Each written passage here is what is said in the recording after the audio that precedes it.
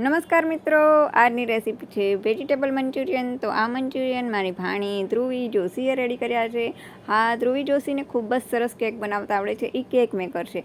એક વર્ષે તો એણે અમારા બધા માટે સરસ સરસ જુદી જુદી ડેકોરેશનવાળી કેક બનાવી હતી.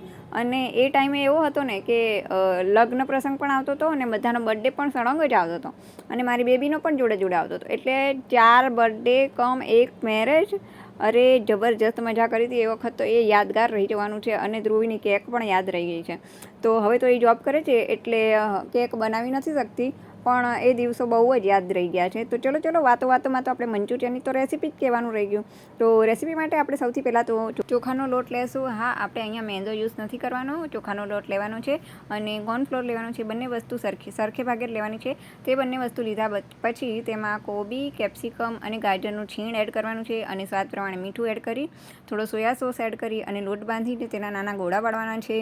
બાદ એને તળવાના છે ગુલાબી રંગના.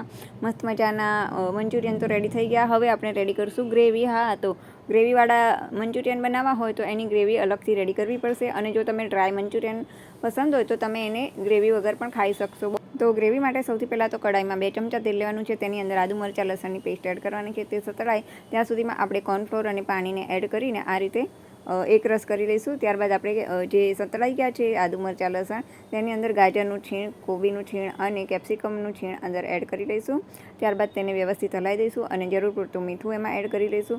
તમે ઈચ્છો તો તેમાં લીલી ડુંગળી પણ એડ કરી શકો છો, જો તમે ડુંગળી ખાતા હો તો. અને ન ખાતા હો તો લીલી ડુંગળી નહીં એડ કરો તો પણ ચાલશે. તો આ બધી વસ્તુને થોડીક વાર સાંતળવાની છે. સાંતળાઈ જાય ત્યારબાદ તેની અંદર સ્વાદ પ્રમાણે મીઠું નાખવાનું છે. ત્યારબાદ soya sauce, chilli sauce, red chilli sauce અને ટોમેટો કેચઅપ 1 ચમચા જેટલું આમાં એડ કરી દેવાનું છે. તે એડ થઈ જાય ત્યારબાદ એને વ્યવસ્થિત રીતે હલાવી લેવાનું છે. હલાવી અને ત્યારબાદ એમાં આપણે જે પાણી રેડવાનું છે, પાણી રેડી અને જે ગ્રેવી રેડી કરી છે આપણે કોર્નફ્લોર અને પાણી જે એડ કરેલો જે વાટકામાં છે એ આમાં એડ કરવાનું છે. તેથી ઘટ્ટ ગ્રેવી થશે.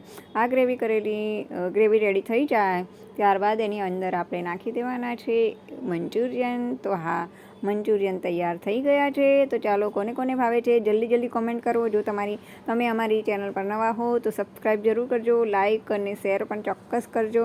તો ચલો, ગરમા ગરમ મંચુરિયન કોને કોને ભાવે છે ફટાફટ લાઇક આપો. લાઇક આપવાનું બિલકુલ ફ્રી છે. તો પછી કંજુસાઈ શું લેવા? કરો લાઇક, દબાવો અંગૂઠો. અને જો બહાર મળે છે ને મંચુરિયન, એના કરતાં વધારે ટેસ્ટી ઘરે બને છે. હા, સાચી વાત કહું છું. કારણ કે બહાર કેવી કોબી વાપરતા હોય આપણે ક્યાંય જોવા નથી ગયા. હા, આપણે ખાલી ખાવાથી મતલબ હોય છે ત્યારે, પણ આપણે ઘરે બનાવીશું ને તો તેની ગુણવત્તા ખૂબ જ વધી જશે. અને તેથી બનાવો ઘરે અને કરો જલસા. તો ચાલો, હવે ફરી મળશું. Bye bye, Tata.